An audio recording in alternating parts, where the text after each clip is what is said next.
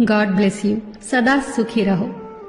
ये जो प्रणाम के उत्तर में हमारे मुंह से निकलते हैं ना, ये कोई साधारण शब्द नहीं है। ये दुनिया के सबसे कीमती शब्द हैं। आजकल हम इन बातों को महत्व देना बंद करते जा रहे हैं, पर यकीन मानिए, जो प्रणाम के जवाब के रूप में आशीर्वाद हमें मिलता है या हम किसी को देते हैं, वो 100% चमत्कारिक शब्द होते हैं, बेशकीमती शब्द होते हैं। एक बहुत प्यारी कथा कहने जा रही हूँ। महाभारत का युद्ध चल रहा था। एक दिन दुर्योधन के व्यंग से आहत होकर भीष्म पितामह यह घोषणा कर देते हैं कि मैं कल पांडवों का वध कर दूंगा।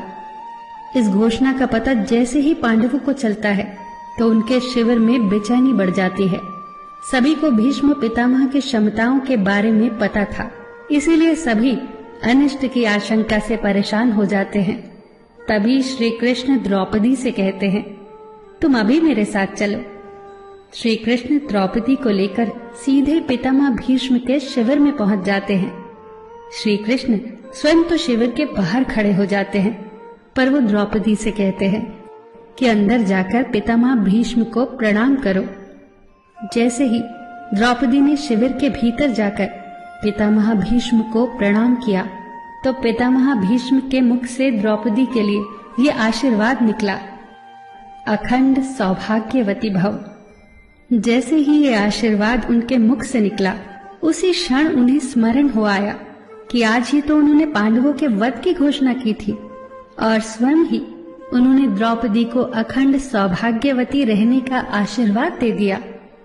फिर पितामह भीष्म ने द्रौपदी से पूछा, पुत्री, क्या तुम इतनी रात को यहाँ अकेली आई हो या तुम्हें यहाँ श्री कृष्ण लाए हैं? तब द्रौपदी ने कहा, जी पितामह, और वो शिविर के बाहर ही खड़े हैं। शिविर से बाहर निकलकर दोनों ने एक दूसरे को प्रणाम किया और पितामह भीष्म ने कहा, मेरे एक वचन को मेरे ही दूसरे वचन से काटने का काम केवल कृष्ण ही कर सकते हैं।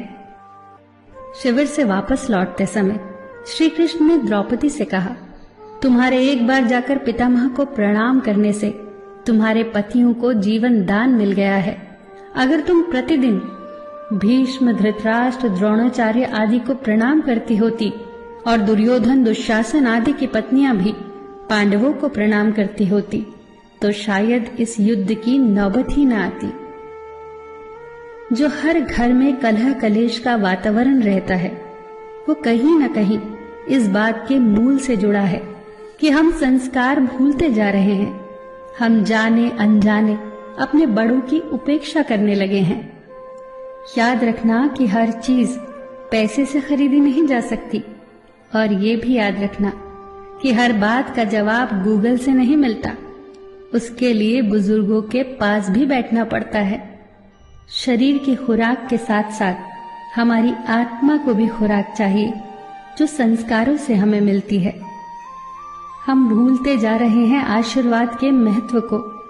आशीर्वाद एक कवच की तरह होता है जो हर बाधा से हमारी रक्षा करता है। कितनी सुंदर बात कही है किसी ने। प्रणाम अनुशासन है, प्रणाम शीतलता है, प्रणाम आदर सिखाता है, प्रणाम से सुविचार आते हैं, प्रणाम झुकना सिखाता है, प्रणाम क्रोध मिटाता है, प्रणाम आंसू धो देता है, प्रणाम अहंकार मिटाता है, प्रणाम हमारी संस्कृति है। आप सभी को मेरा सादर प्रणाम।